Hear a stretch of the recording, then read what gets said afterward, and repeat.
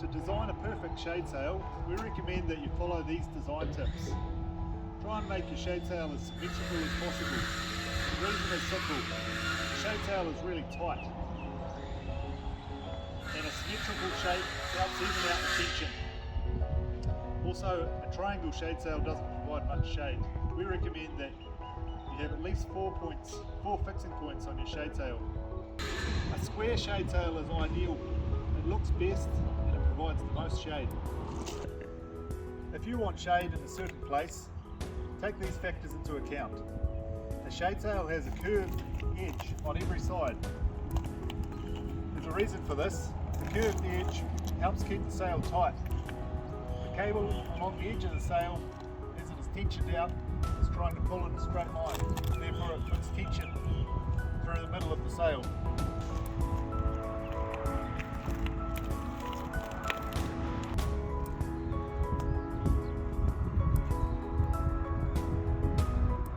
At the corner of the shade sail there is often some tensioning hardware as well.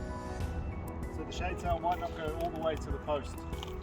So if you want, for example, to put shade on this table, you need to put the post right out here. It's a winter afternoon here, so the sun is coming in under the shade and hitting the table. But on a summer's day, when the sun is right overhead, the shade will be falling right here where it's supposed to. Another thing to take into account is the orientation of your shade sail. Here, the sun rises in the east, goes across the sky and sets in the west. So we chose to put the lower poles on east and west to stop the sun coming in during the morning and afternoon.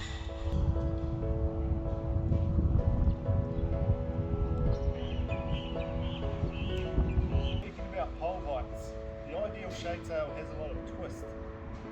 That means two opposite posts are tall and two opposite posts are low. This creates a twisted shape, or what we call a high par. This high par shape helps to keep the shade sail stable. It stops the shade moving in the wind or sagging over time. It is good to get as much height difference in the posts as possible, but as a rule of thumb we recommend 20% difference. That means if the edge of the shade sail measures 6 metres, we recommend the tall post is 1.2 metres taller than the lower post. Make sure the post footings are done properly.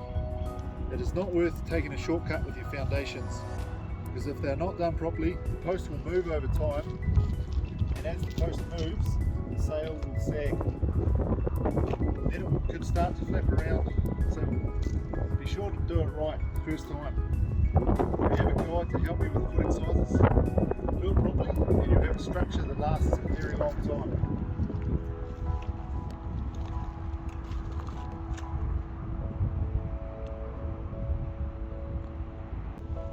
And look at these posts here, 140mm steel posts on this side. On that side we have 165mm posts. Make sure they're strong. It's very critical that your posts are strong enough, because the shade sail has a lot of tension. The tension on there, the connection point, is a lot, and this is on a fine day. Just imagine in the middle of a storm with high winds, how much the wind batters that sail, puts extra pressure on the posts. Make sure they're strong. We've got a guide to tell you how big to make them. So why are the posts on a lean?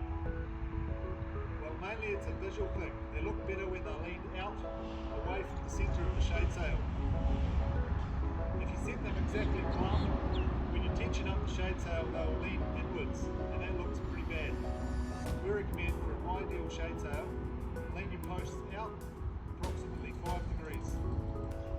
A good fitting shade sail pulls out very tight.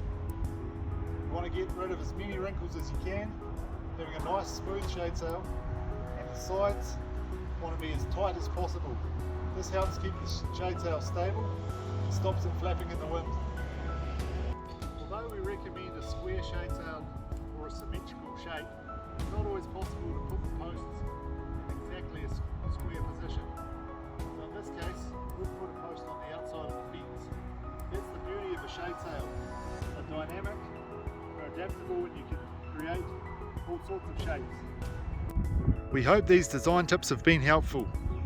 Now you can be creative and have some fun designing your own shade sail.